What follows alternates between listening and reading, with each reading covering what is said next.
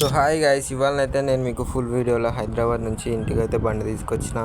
అది full video తీసిన, అట్లా చూడండి ఫుల్ వీడియో ఎట్లుంటుందో. మస్తు ఫన్నీ ఉంటుంది, మస్తు ట్రావెల్ ఉంటుంది. ఇప్పుడైతే ట్రైన్ ఎక్కి పోతున్నా.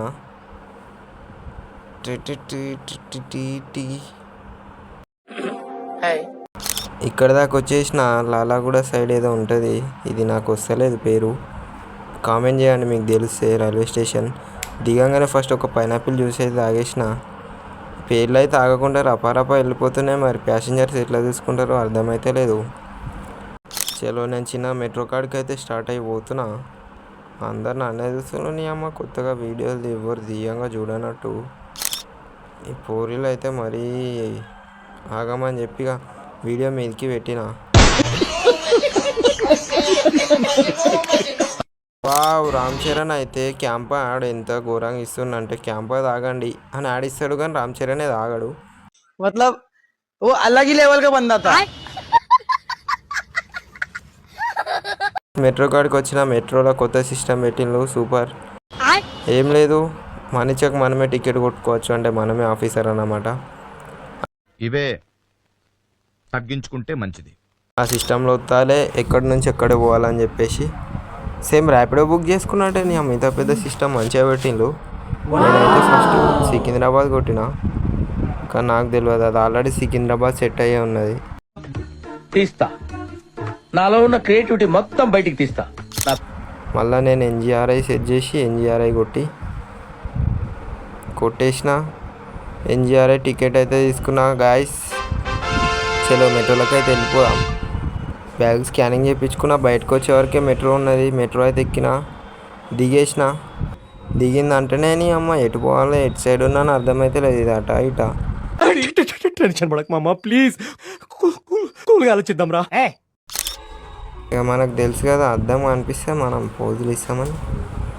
అట్లా చిన్న ఒక రీల్ వేసుకునిరా. కిందనైతే దిగిన. రూమ్ కాడికి పోవాలి మెల్లగా. అమ్మ ఎండ ఏం కొడుతుందంటే మధ్యలో ఒక బ్రో కనిపించిండు.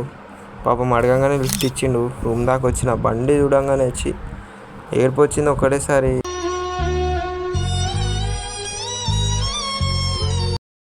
టకటక బండి కాడికి కురికిన. ఈ అమ్మ ఏం దుమ్ము పడ్డది. 2-3 వారాలు బండి నడపకపోతే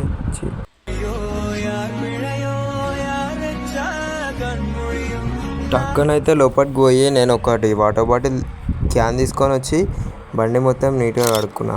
సర్వీసింగ్ చేపిద్దాం అనుకున్నా, కానీ టైం లేకుండే.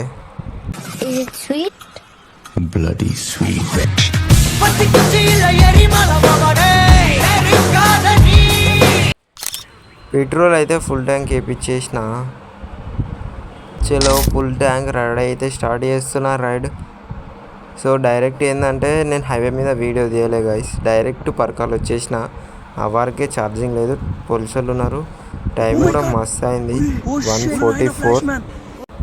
చలో రోడ్ అయితే మస్తు ఖాళీ ఉంది, ఎవ్వరు లేరని చెప్పి ర్యాప్లా కొట్టుకుంటూ వచ్చేసిన. చిన్న అట్లా పాటలు వినుకుంటా ఇయర్ ఫోన్స్ పెట్టుకొని ఒక్కొని వచ్చి ఫైనల్లీ అయితే భూపాలపల్లి ఎంట్రీ అయినా. నా నుంచి ఇక్కడికి వచ్చేవరకు 20 minutes ఏమో చేంజ్ పట్టింది. 1:44 ఉంటే ఇక్కడ 2:13 అయింది. ఎంత అయిందో కామెంట్ చేయండి, ఎంత జల్దీ వచ్చిందో. ఆ భూపాలపల్లి ఎంట్రీ రాగానే అదొక వేరే ఫీల్, మజా.